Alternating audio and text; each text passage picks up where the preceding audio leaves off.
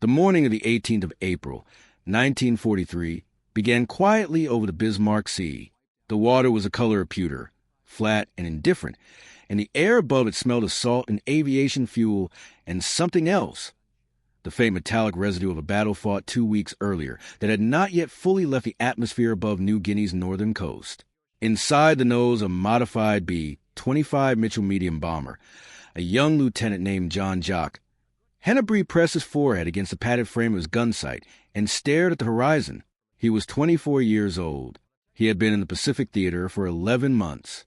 He had flown enough missions to understand that most men who died in low-level attack operations died in the first 3 seconds after releasing their ordnance, when the aircraft was too low, too slow, and too committed to maneuver away from the explosion beneath them. The Mitchell he flew that morning was not the aircraft the North American Aviation Corporation had originally designed. It had been transformed. The glass bombardier's nose, elegant and intended for high-altitude precision work, had been removed and replaced with a solid metal panel housing 4 50-caliber machine guns pointing directly forward. 4 more 50 calibers were mounted in blister packages on the sides of the fuselage. 2 more were in a dorsal turret above and behind the cockpit. Some variant of the aircraft that flew in the 5th Air Force's 3rd Attack Group carried additional guns in the nose package. In the most heavily armed configurations, a single B-25 bristled with up to 18 forward-firing 50-caliber machine guns, all converging on a point roughly 1,000 feet ahead of the aircraft. If you're enjoying this deep dive into the story, hit the subscribe button, and let us know in the comments from where in the world you are watching from today. 18 guns. That number requires a moment's consideration. A standard American infantry squad in 1944 carried 1 Browning automatic rifle and 9 M1 Garands, 10 weapons in the hands of 10 men. A single modified B-25 could put the combined weight of fire of nearly 2 infantry companies into a target area in the time it took a man to blink. Each 50-caliber gun fired roughly 800 rounds per minute.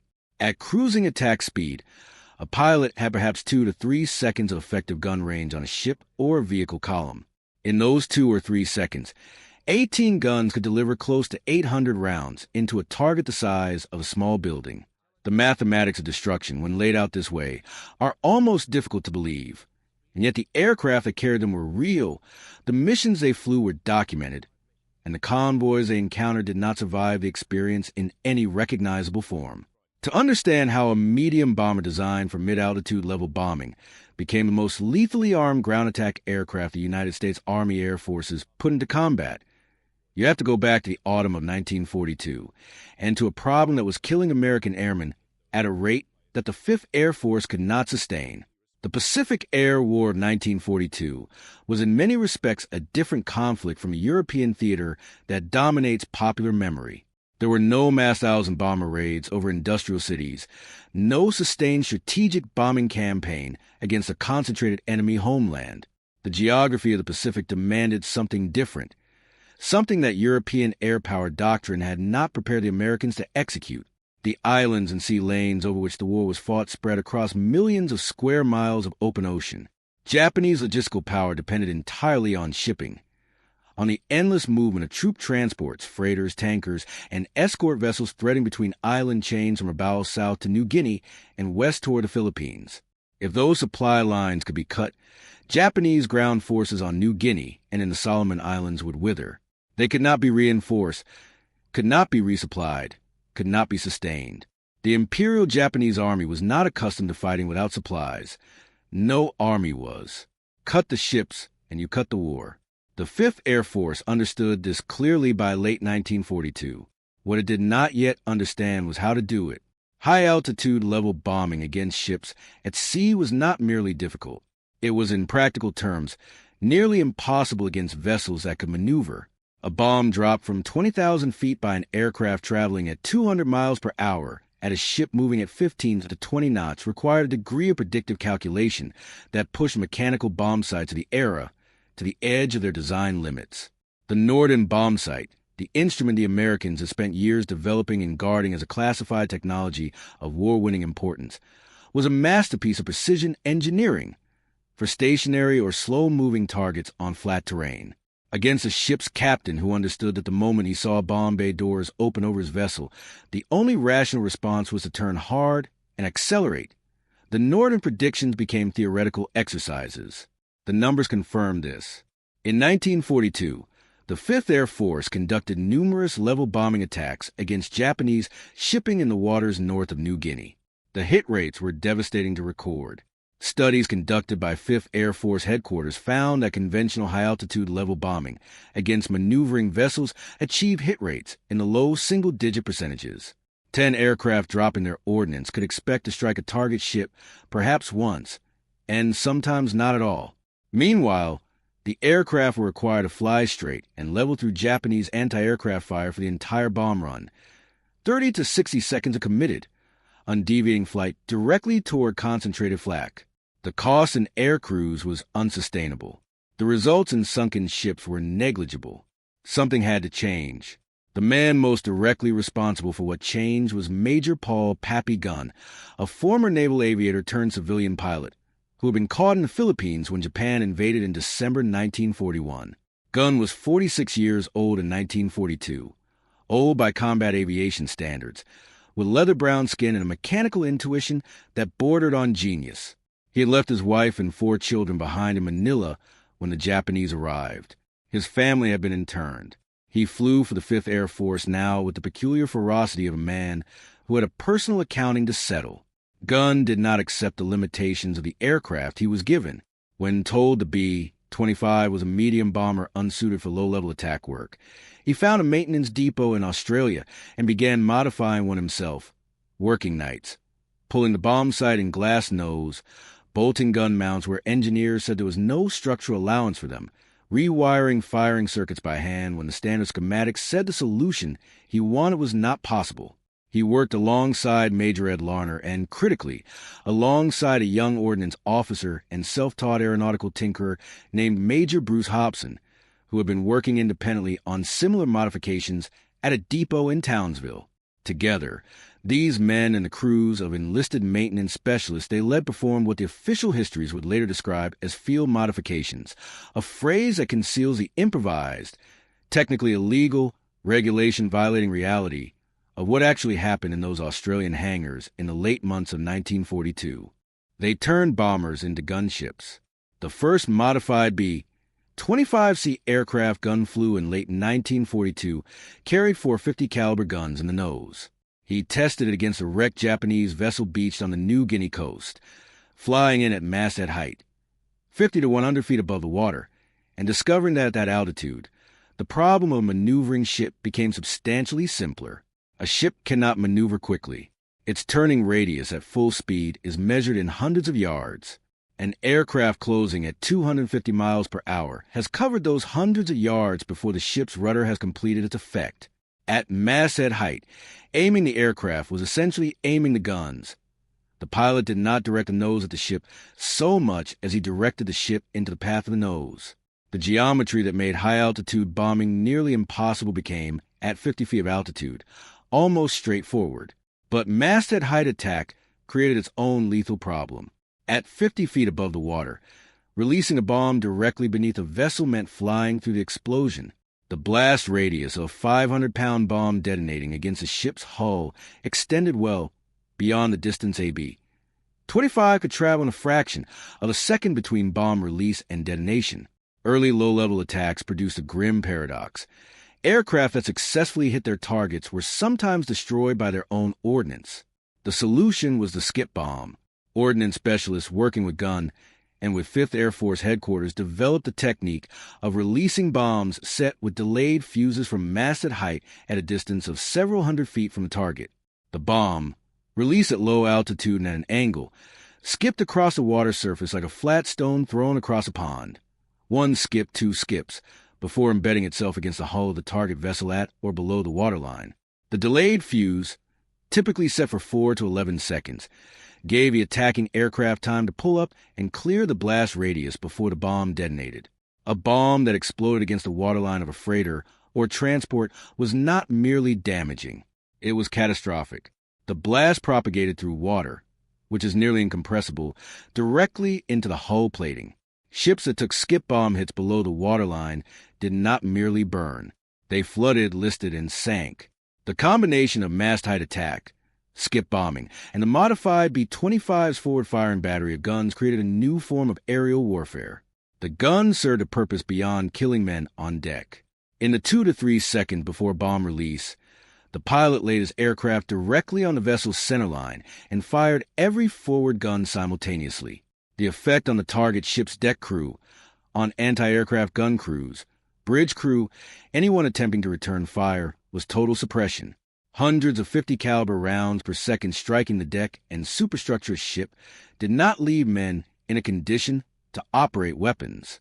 The guns cleared the deck so that the pilot could hold his approach line without being shot out of the sky in the final seconds before he released the bombs. This was a theory. It was tested against the real thing in the Bismarck Sea in March of 1943, and the results exceeded everything the 5th Air Force had hoped for. The Battle of the Bismarck Sea took place between the 2nd and 4th of March, 1943. Japanese Imperial Headquarters had decided to reinforce their garrison at Lae, on the northeastern coast of New Guinea. 8 troop transports carrying approximately 6,900 soldiers of the 51st Division, escorted by 8 destroyers, departed Rabaul on the 1st of March. Allied intelligence, working from decoded Japanese communications and aerial reconnaissance, identified the convoy before it sailed. General George Kenney, commanding the 5th Air Force, had been building toward this moment for months. He had pushed for the modified B-25s. He had authorized the skip bombing experiments. He had created a specialized unit, the 3rd Attack Group, and trained its pilots in the new techniques through months of practice runs against a wrecked hulk in a harbor in Queensland. When the Bismarck Sea convoy was confirmed, Kenney committed everything.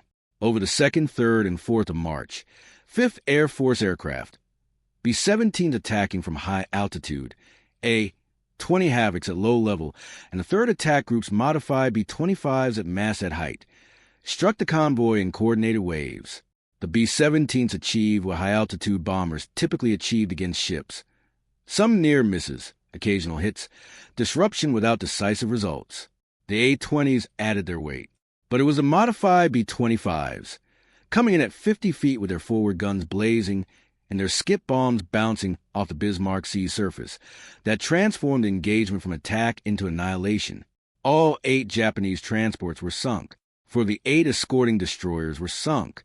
Approximately 3,500 Japanese soldiers drowned or were killed in the attack, a figure that represented roughly half the ground force the convoy was attempting to deliver.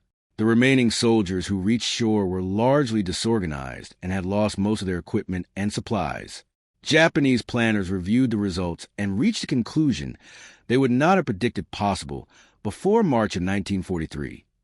Daylight convoy movement through waters controlled by American air power was no longer viable. The cost of the Bismarck Sea, 8 transports for destroyers, 3,500 men, had been inflicted in 3 days by an air force that did not yet have the numbers or the basis to contest Japanese naval power directly.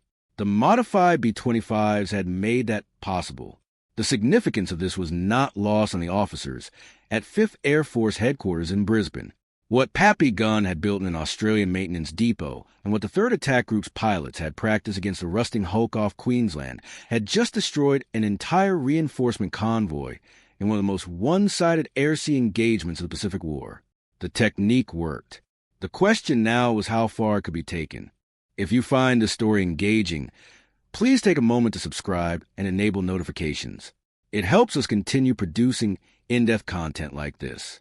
The answer to that question was developed over the following 18 months across the length of the New Guinea campaign and into the Philippines. The modifications that Gunn and his collaborators had begun in late 1942 were systematized, refined, and mass-produced. North American Aviation's modification centers incorporated the gun packages into the production line. The solid nose with 450 caliber guns became standard on the B-25H and B-25J variants. Additional guns and fuselage blisters in the dorsal turret in ventral positions. These were added and removed and reconfigured depending on the mission profile and the preferences of individual group commanders. The B-25H, which entered service in 1943, carried a 75mm cannon in the nose alongside 450 caliber guns. plus 4 more in blister packs on the fuselage sides and 2 in the dorsal turret. That was a total of 8 50 caliber guns and a light artillery piece firing in the same direction the aircraft was flying. The cannon was designed for use against heavily armored vessels, destroyers, cruisers, ships whose deck plating could absorb 50 caliber fire without significant penetration. A 75mm round fired from an aircraft at masthead height against the side of a destroyer was something the destroyer's designers had not considered a threat worth armoring against. The fully realized Strafer variants, configured with a maximum forward-firing battery, were capable of delivering firepower that had no precedent in aviation history. Pilots who flew them in combat described the experience of a strafing run as something that had to be done once to be fully understood. The aircraft shook from the recoil of the guns. The noise inside the cockpit was not a roar, but physical concussive pressure against the eardrums, a vibration that transmitted through the seat into the pilot's spine. Ahead, through the windscreen, the target appeared to dissolve. Not dramatically, not cinematically, but structurally, as if the material of which it was made was simply losing coherence under the concentrated weight of several hundred rounds per second arriving simultaneously from the same direction. The 3rd Attack Group and the 38th Bombardment Group, the 2 primary operators of the modified B-25s in the Pacific, developed the tactics that made these aircraft most effective. Skip bombing runs were typically flown in elements of 2 or 4 aircraft approaching a target from different angles to split the anti-aircraft fire and reduce the chance that any single gun crew could track more than one attacker at a time. Lead aircraft suppressed deck defenses with forward gun fire in the final approach seconds. Trailing aircraft released skip bombs into the gap between the vessel's hull and the waterline opened by the lead aircraft's fire. The sequence was designed to be completed in under 10 seconds from the point at which the attacking aircraft enter effective anti-aircraft range. Against road convoys and troop concentrations on land, the technique was adapted, but the principle remained identical. The forward gun battery of A-B 25 Strafer, approaching a column of Japanese trucks on a coastal road in New Guinea, delivered a volume of fire that no ground-based offensive weapon could adequately respond to in the time available. Japanese light anti-aircraft guns, the standard 25mm cannon, and the heavier 40mm pieces, were effective weapons in the hands of trained crews with time to track a target. Against an aircraft that appeared over the tree line at 50 feet of altitude, traveling at 250 miles per hour, guns that required 2 to 3 seconds of tracking time to acquire a solution had perhaps 1 second of opportunity before the aircraft was past them and already in its pull-out climb. The ground columns that the modified B-25s attacked in New Guinea, along the Las Alamaua Road, along the Wewak Coastal Highway, along the approach routes to Hollandia, suffered losses that Japanese after-action reports described in terms that suggested the riders could not entirely account for what had happened to the vehicles and men they were attempting to enumerate. Truck columns a mile long could be rendered non-functional in a single pass by 4 aircraft, not because every vehicle was destroyed, but because the firepower density of the attack was sufficient to kill drivers, rupture fuel tanks, ignite ammunition loads, and create enough burning wreckage at the front of the column to block the road for anything that remained operational behind. The psychological effect on Japanese ground troops who survived such attacks was not incidental. Officers who interviewed prisoners taken in New Guinea in 1943 and 1944 noted consistently that the fear of low-level air attack had become one of the defining conditions of Japanese ground operations in the theater. Units moved at night when possible, dispersed when movement in daylight was unavoidable, and avoided road travel entirely when Allied air superiority was assessed to be active in a given sector. The fear was rational. The evidence that produced it was written on every road and coastal track in northern New Guinea, in burned metal and abandoned equipment. The airmen who flew these missions paid a price that the effectiveness of the weapon system could obscure if one looked only at the results columns of the operational summaries. Masthead height attack was among the most dangerous specializations in American aviation. The aircraft that flew at 50 feet above the ocean had no altitude margin for error of any kind. Engine failure, combat damage to a control surface, a slight miscalculation of the terrain in the last seconds before a river or a ridgeline. Any of these ended the aircraft and its crew with finality. There was no bailout option at 50 feet. There was no time for the parachute to deploy. Anti-aircraft fire from ships and from ground installations that the aircraft overflew during attacks was not the only hazard. The debris thrown into the air by the aircraft's own gunfire, pieces of the target, metal fragments from structures the bullets struck, was at masted height a genuine threat to the aircraft behind the lead element.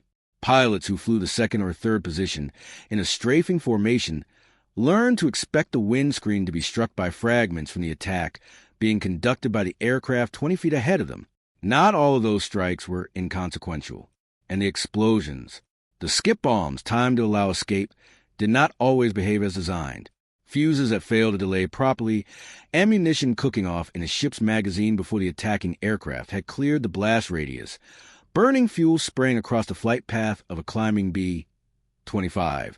The men who flew these missions accumulated a vocabulary of close calls that was inseparable from the work. James Duckbutt Watkins, a pilot with the 38 Bombardment Group who flew skip-bombing missions against Japanese shipping in 1943 and 1944, described one engagement in a post-war interview in which his aircraft passed the fireball of a Japanese freighter's exploding boiler at an altitude of 30 feet. The aircraft emerged on the far side with paint scorched from the leading edges of the wings, and the navigator reporting that the heat had been sufficient to blister the paint on the instrument panel inside the cockpit. The aircraft returned to base. Watkins filed a report, was cleared for the next day's mission, and flew it. These men were not immune to fear. The letters they wrote home, the diaries that survived the Pacific's humidity in musette bags and foot lockers, described a profession that required the daily suppression of responses that were entirely rational. What distinguished them was not the absence of fear, but its subordination.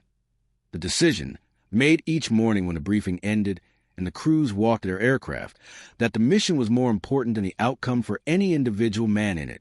The mission in the New Guinea campaign was the erosion of Japan's ability to hold the island, and the modified B-25s were the sharpest instrument available for that erosion.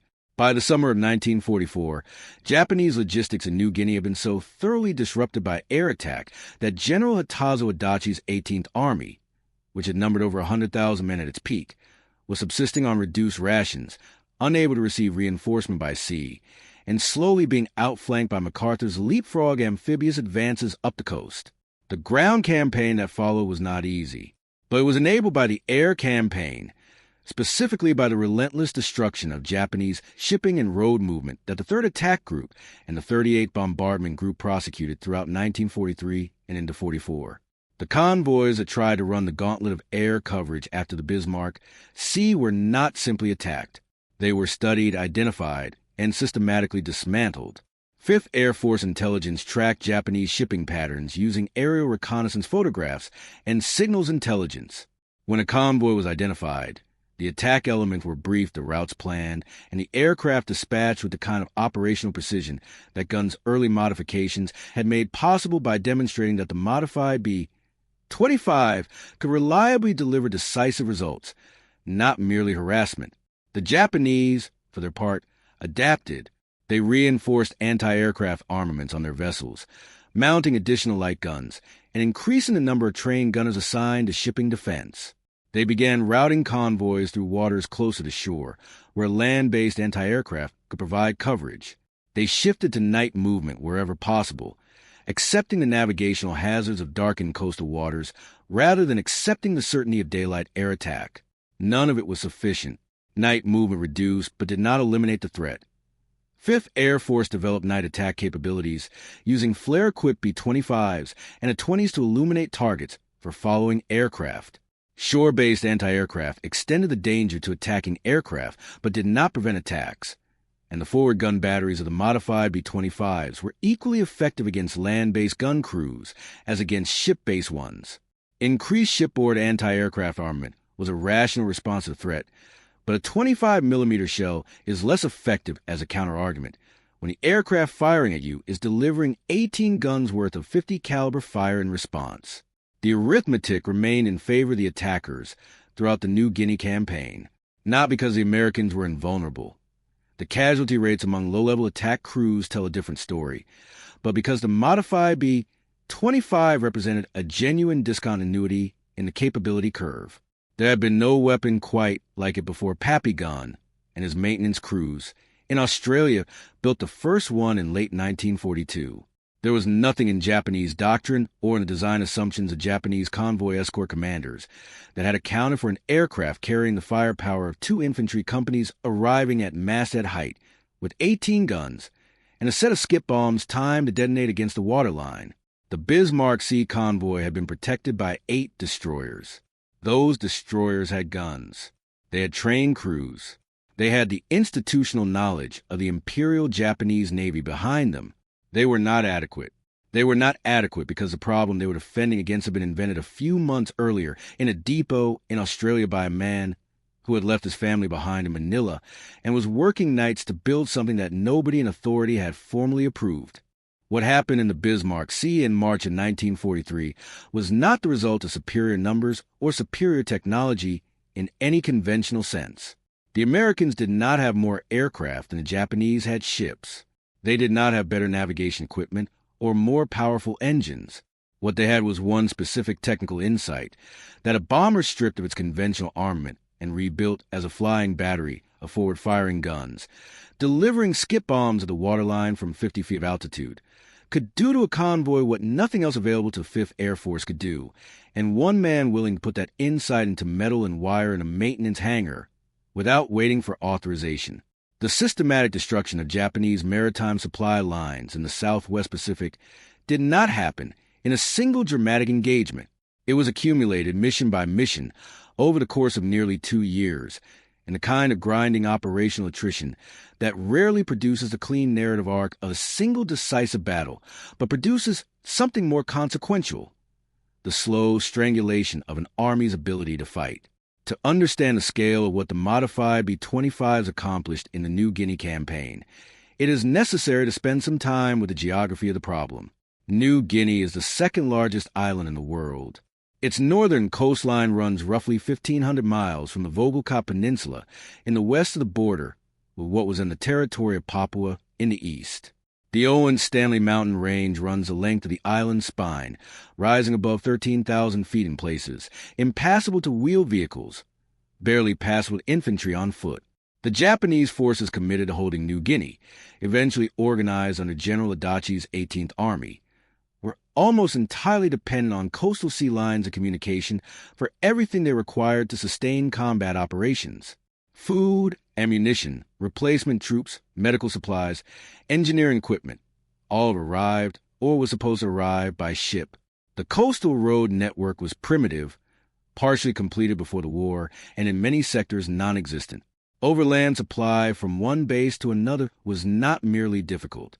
In several sectors of the campaign, it was physically impossible for any quantity of material that could sustain a force of more than a few hundred men.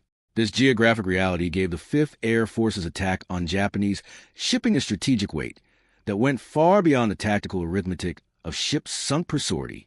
Every freighter sent to the bottom off the New Guinea coast was not merely a ship. It was the food that a regiment would not receive for the following month. It was the artillery ammunition that a defensive position could not expend against the next American amphibious landing. It was the medical supplies that would not arrive for the men already dying of malaria and dysentery in the coastal garrison towns. The Japanese understood this dependency with terrible clarity. The record of 18th Army headquarters, captured after the war and translated by Allied intelligence teams, reveal an institution progressively consumed by the logistics problem. Adachi staff reports from mid-1943 onward return obsessively to supply, to the tonnages that had been promised and not arrived, to the convoys that had been sighted and then not heard from again, to the calculations of how many weeks of rations remained at current consumption rates and what the minimum weekly resupply tonnage would need to be to sustain operations through the coming month. The calculations grew grimmer across every report. By late 1943, 18th Army was on reduced rations. By the spring of 1944, units in isolated garrisons were foraging, a euphemism that in the context of the New Guinea jungle meant attempting to subsist on wild plants and whatever local food sources could be found in terrain that the indigenous population had spent centuries learning to survive in, and that Japanese soldiers from the rice fields of Honshu and Kyushu were wholly unprepared for. Men were dying of hunger. Men were dying of malaria in numbers that exceeded combat casualties in several sectors. Medical reports captured after the war describe hospital facilities without quinine, without sulfa drugs, without bandaging material. All of it sitting at the bottom of the Bismarck Sea or the Vichy Strait or one of the other contested waters where the 3rd Attack Group's B-25s had found the ships carrying it. The pilots who flew those missions did not, for the most part, know the granular downstream effects of what they were doing. They knew they had sunk a ship. They knew the intelligence officers were pleased. They flew back to their base, ate whatever the mess was serving, wrote their mission reports, and prepared for the next day's briefing.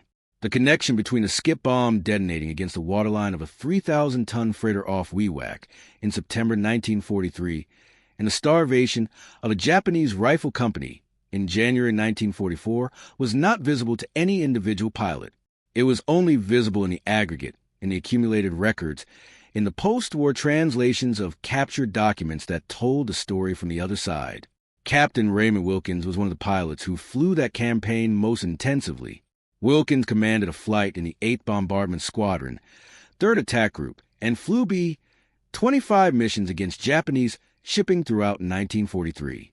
On November 2, 1943, he led an attack on a Japanese convoy off Rabaul Harbor, one of the most heavily defended Japanese bases in the Southwest Pacific. The approach to Rabaul required flying through a concentration of anti-aircraft fire from shore batteries, shipboard guns, and the aircraft from Japanese air groups based at the nearby airfields. Wilkins led his flight through it at masthead height.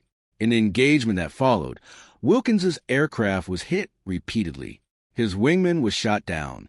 He continued the attack, his B-25 trailing smoke, and pressed to the minimum release point before dropping his bombs and pulling up. The aircraft barely cleared the mast of the vessel it attacked.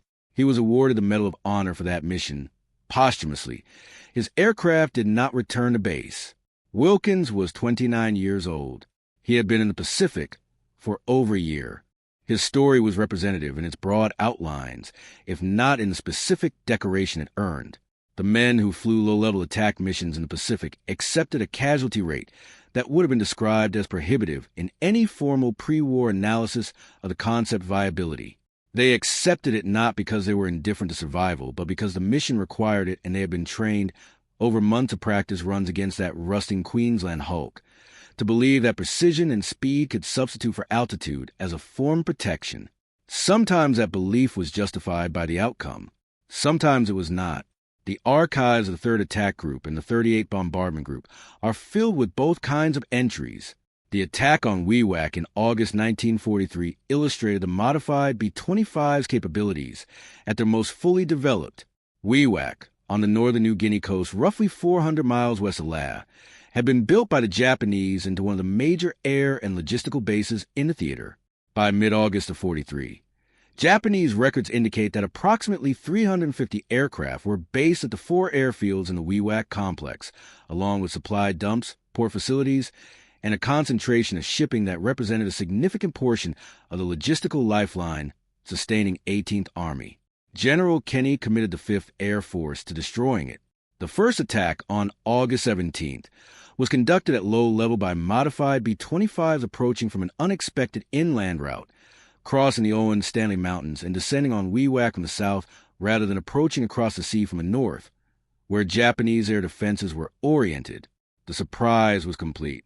Japanese aircraft were lined up on the airfields in neat rows, fuel trucks moving between them, ground crews at work.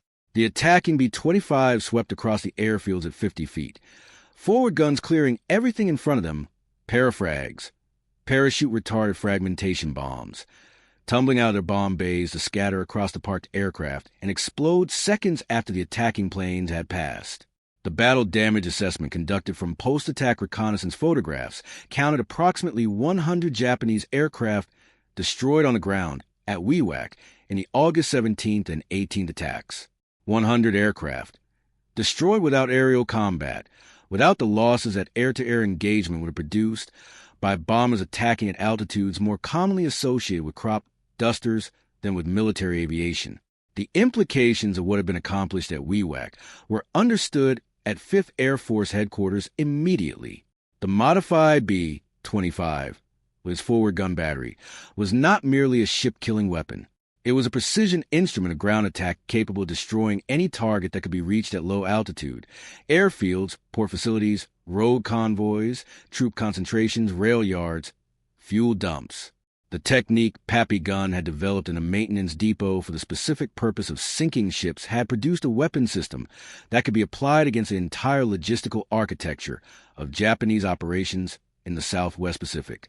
By the time MacArthur's forces were ready to execute the Hollandia landings in April 1944, the amphibious operation that bypassed and isolated roughly 40,000 Japanese troops at Wewak and Madong. The 5th Air Force had spent weeks systematically attacking the Japanese air forces at Hollandia's airfields using precisely the same techniques.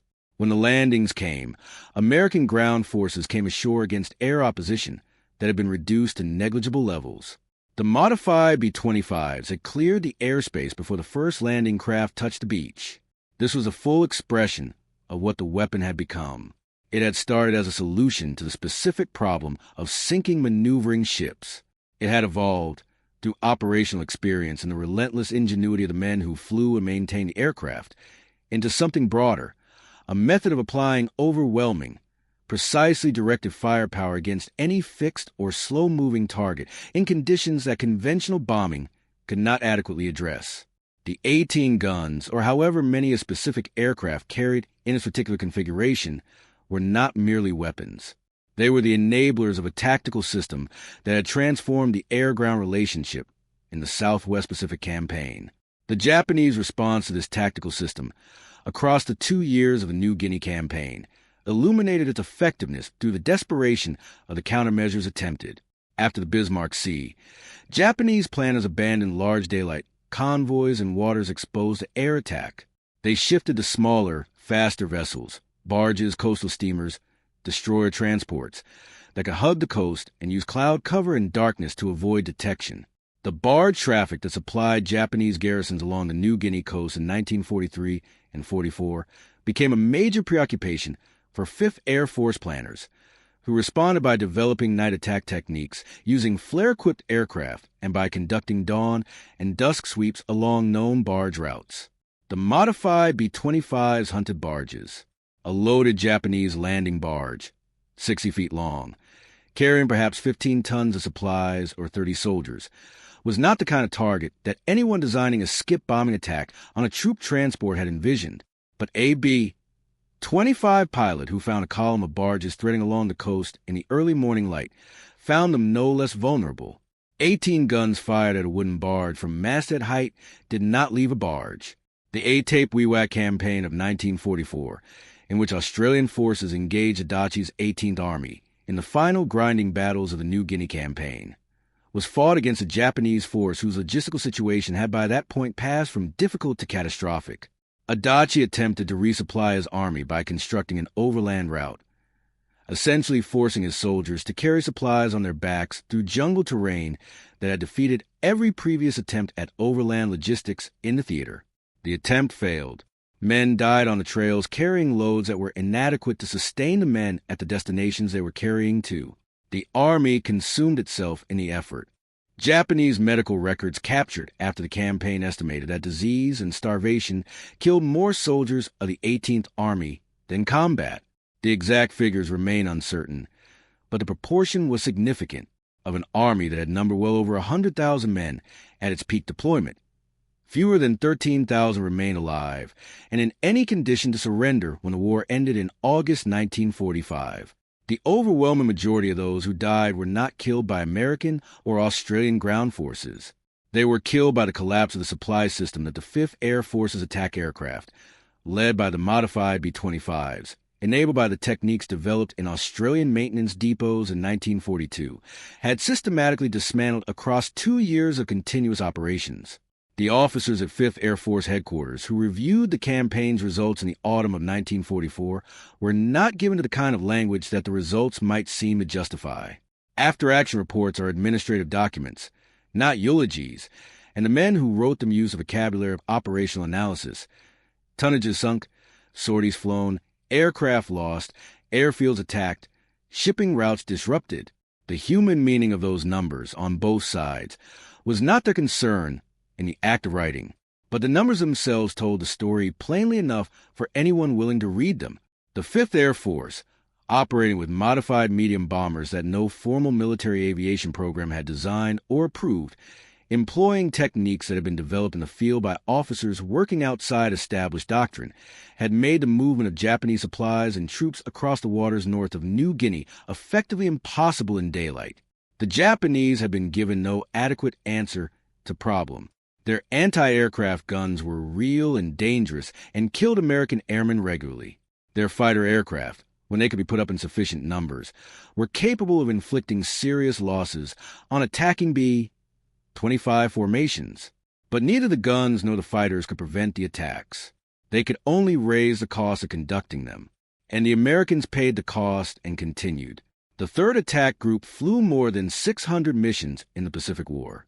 The 38th Bombardment Group flew comparable numbers. The cumulative losses in aircraft and crews across those missions were significant enough that both groups required the integration of replacement air crews throughout the campaign. Men who arrived at their assigned bases, were given the briefings, were shown the technique, were taken on familiarization flights at low altitude over the Coral Sea, and were then sent on their first combat missions against targets that had been killing American pilots since 1942. Most of those men came back from their first missions. Some did not. The ones who came back kept flying until the campaign moved far enough west that New Guinea itself became a rear area and the work shifted to the Philippines, to the Formosa Strait, to the waters around the Japanese home islands, where the accumulated weight of the Pacific Air Campaign was being brought to bear against a nation whose maritime supply arteries had been severed at point after point until the system could no longer function. The modified B-29, by the time the war ended in August 1945, had been superseded in the forward elements of the attack mission by newer aircraft with better performance, and by the growing availability of the carrier air power that the naval war had eventually produced in overwhelming quantities. But the role it had played in the New Guinea campaign, the specific, irreplaceable role of destroying Japanese shipping and road movement in the period between the Bismarck Sea and Hollandia, when the outcome of the New Guinea campaign was still genuinely in question, was not superseded by anything. It had been done. It could not be undone, and the consequences of its having been done ran through everything that followed. MacArthur returned to the Philippines in October 1944 at the head of an army whose path had been cleared, in significant part, by what happened to Japanese logistics north of New Guinea in the preceding 2 years. The soldiers of the 18th Army, who were still alive in the jungles around Wewak when those landings occurred, were in no condition to threaten them. They had been eating leaves. The aircraft that most directly produced that outcome had started as a medium bomber designed for mid-altitude level attack. It had been rebuilt by a man who was supposed to be too old for combat, working nights in a maintenance depot in Australia, motivated by a personal accounting with a nation that had interned his family. The resulting weapon did not match any pre-war category of military aircraft. It was not a fighter, not a conventional bomber, not a ground attack aircraft in any sense that existing doctrine recognized. It was a B-29 with 18 guns pointing forward and a set of skip bombs in the bay, flown at 50 feet above the water by men who had practiced a technique until it was, if not safe, at least survivable on a good day in a properly functioning aircraft with reasonably disciplined anti-aircraft fire against it. Against a convoy with 8 destroyers and 8 transports, it had proven sufficient. Against the logistical architecture of an entire Army Corps dependent on sea supply, prosecuted over 2 years by 2 attack groups and a generation of young men from the American Midwest and South, and West who had never seen the Pacific before the war, it had proven decisive. Pappy Gunn did not design a wonder weapon. He solved a specific problem with the tools available to him in the place where he was working in the time that the war required. The solution happened to be a medium bomber rebuilt as an 18-gun flying battery, delivering skip bombs at masthead height. And the problem it solved happened to be the logistics of an entire Japanese army in the most remote and geographically challenging theater of the Second World War. The connection between cause and effect was not always visible in the moment. It is visible now in the records, in the convoy manifests that were never fulfilled, in the supply requisitions that went unanswered, in the medical reports from jungle hospitals that ran out of everything, in the final account of an army that could not be fed. The campaigns that followed in the Philippines and beyond built on what the New Guinea Air War had established. By the time the war entered its final year, Japanese shipping across the Pacific had been reduced to a fraction of its peak capacity, not only by the modified B-25s, but by submarines, by carrier air groups, by mines laid in Japanese harbors, by the accumulated weight of American industrial production applied against a maritime empire that had no adequate answer to the combination of threats directed against it. But in 1943, in the Pacific waters north of New Guinea, in the specific window between the Bismarck Sea and the Hollandia landings, the modified B-25s of the 3rd Attack Group and the 38 Bombardment Group were the decisive instrument, not the only one. The submarine war, the air superiority campaign, the ground campaign itself all mattered. But in the critical mission of denying Japanese logistical movement through those waters in daylight, no other aircraft and no other technique achieved comparable results. The men who flew those missions are mostly gone now. The aircraft they flew have been reduced, in almost every case, to components in museum collections or to the gradual dissolution of metal in tropical soil. A few preserved B-25 survive in flying condition in the United States, maintained by organizations that understand what these aircraft represent in the story of how the Pacific War was won. Pappy Gunn survived the war. He continued flying for decades after it ended, eventually settling in the Philippines, the country where his wartime service had begun, where his family had been interned, where the chain of events that turned him into the most consequential aircraft modifier in American aviation history had started on a December morning in 1941. He died in 1957 in a light aircraft accident in the Philippines. He was 60 years old. He received, in the course of his wartime service, the Distinguished Service Cross, the Silver Star, and the Air Medal. He did not receive the wider recognition that the significance of his work perhaps warranted. The records that document what he and the men of the 3rd Attack Group and the 38 Bombardment Group accomplished sit in the National Archives in Washington and in the collections of the Air Force Historical Research Agency at Maxwell Air Force Base in Alabama. The after-action reports, the mission summaries, the damage assessment photographs, the intelligent analyses of Japanese shipping losses, all of it is there, available to anyone who knows what to look for and where to find it. What those records contain, when read carefully and in sequence, is the story of how 18 guns on a medium bomber made Japanese convoy movement through the Bismarck Sea and the waters north of New Guinea unsustainable in daylight, and how that specific capability, developed outside established doctrine by men who could not wait for authorization, changed the strategic balance of an entire theater of the Second World War. The Japanese convoys that stopped coming after March of 1943 did not stop because Japanese naval commanders lacked courage or because Japanese sailors were unwilling to run the risk. They stopped because the risk had been demonstrated, in the most concrete possible terms, to exceed any reasonable calculation of acceptable loss. 8 transports and 4 destroyers sunk in 3 days. 3,500 soldiers drowned or killed. An entire reinforcement effort erased by an air weapon that had not existed 12 months earlier. That was what 18 guns pointing forward from the nose of a medium bomber, flown at 50 feet above the water by young men who had practiced a technique against a rusting hulk off Queensland, could do on a good day in the Bismarck Sea. The convoy stopped. The army starved. The campaign was won. Thank you for watching. For more detailed historical breakdowns, check out the other videos on your screen now, and don't forget to subscribe.